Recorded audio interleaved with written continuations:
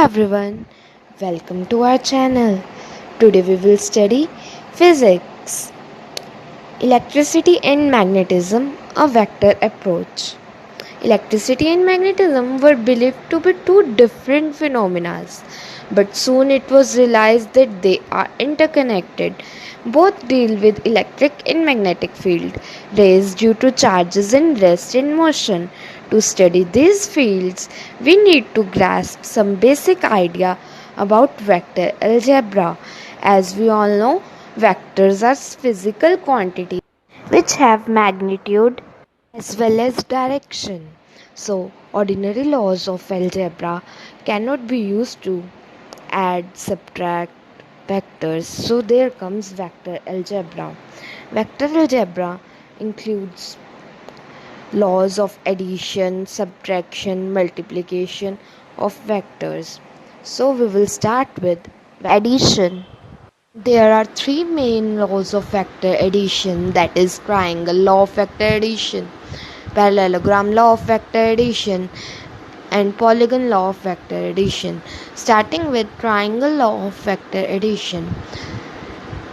Triangle law of vector addition states that if two vectors acting simultaneously at a point can be represented in magnitude as well as direction by two sides of a triangle taken in same order, then their resultant is represented in magnitude as well as direction by the third side taken in opposite order. As in the figure, we can see A vector and B vector are taken in order and their resultant R vector is taken in opposite order.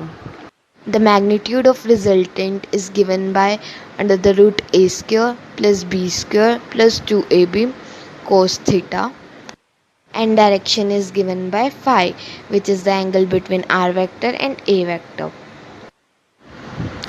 Next comes parallelogram law of vector addition.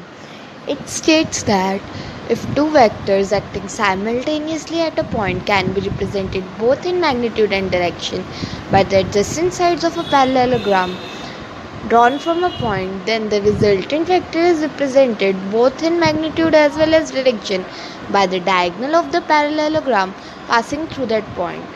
Here also magnitude of r is given by the same formula under the root a square plus b square plus 2ab cos theta, and direction is given by phi, that is tan inverse b sin theta upon a plus b cos theta. अब इसमें क्या है, जैसे हम figure में देख रहे हैं कि एक वेक्टर है a वेक्टर और दूसरा वेक्टर है b vector represented by OA and OB, that is opposite side of a parallelogram. तो इनका जो रिजल्टेंट है a vector plus b vector वो डायगोनल से रिप्रेजेंट होगा O पॉइंट से ही. ये है हमारा parallelogram law of vector addition.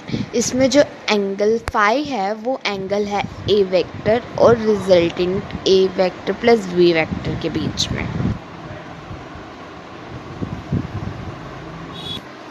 आगे हमारे पास आता है polygon law of vector addition, which states that if there are number of vectors which can be represented both in magnitude and direction by the sides of a polygon taken in same order, then the resultant is represented in magnitude and direction by the closing side of the polygon taken in opposite order. यानी अगर हमारे पास कई सारे vectors हैं जिन्हें हम एक polygon की साइड्स के रूप में रिप्रेजेंट कर सकते हैं taking them in same order, तो हमारा रिजल्टेंट पॉलीगन की क्लोजिंग साइड से रिप्रेजेंट होगा टेकन इन अपोजिट ऑर्डर. अगर हमारे पास बहुत सारे वेक्टर्स हैं A vector B vector C vector D vector, तो जैसे कि फिगर में दिखा रहे हैं हमने इनको एक पेंटागन के फॉर्म में रिप्रेजेंट कर दिया टेकिंग इन सेम ऑर्डर, और जो क्लोजिंग साइड है पेंटागन की वो हमें रिजल्टेंट देगी टेकिंग इन अपोजिट ऑर्डर. तो हमारा रिजल्टेंट आ रहा है A vector plus B vector plus C vector plus D vector. इसको हम बहुत ईज़िली प्रूव कर सकते हैं by applying triangle laws in all the triangles thus formed. जैसे कि ट्राइंगल OKL में हम ट्राइंगल लॉ लगाएं तो हमारे पास OL ओ एल की वैल्यू आएगी A vector plus B vector. उसी तरह से अगर हम ट्राइंगल ओ एल एम में ट्राइंगल लॉ लगाएं तो हमारे पास ओ एम की वैल्यू आएगी A vector plus B vector plus C vector.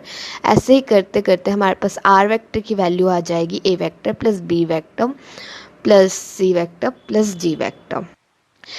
This was regarding addition of vectors. Now we will study product of two vectors.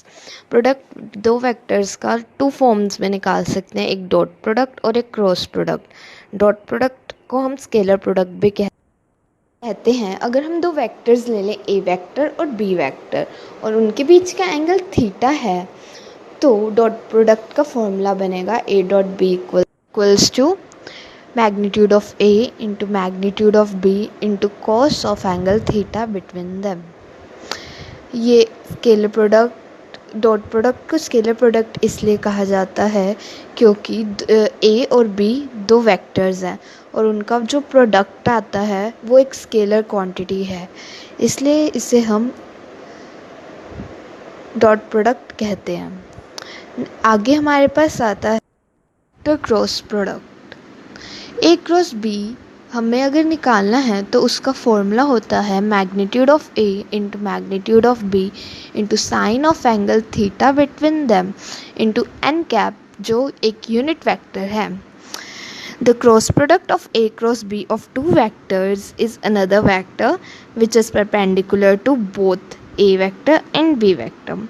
तो अब question यहाँ पे ये आता है कि अगर वेक्टर जो है वो अपोजिट डायरेक्शन में भी तो पॉइंट कर सकता है, वो परपेंडिकुलर टू ए भी हो सकता है बी भी हो सकता है पर डायरेक्शन अपोजिट हो सकती है, तो ए क्रॉस बी की डायरेक्शन हम कैसे निकालेंगे?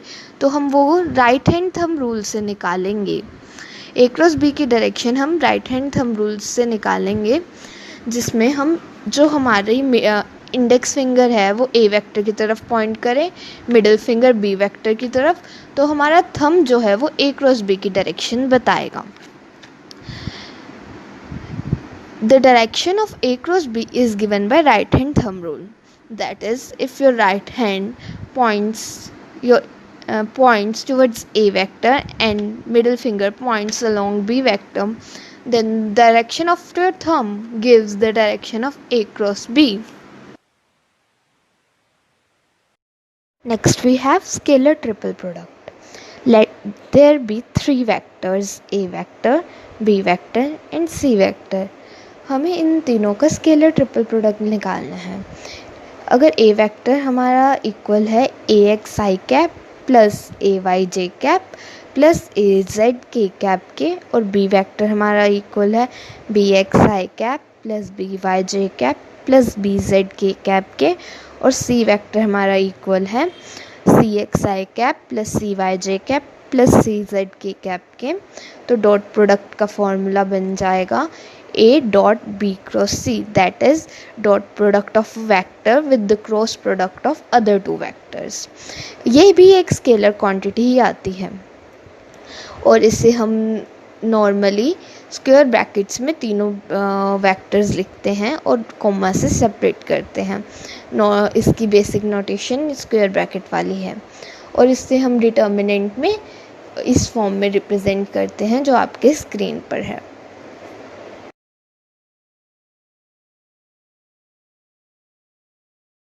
Next we have vector triple product, which is the cross product of a vector with cross product of other two vectors.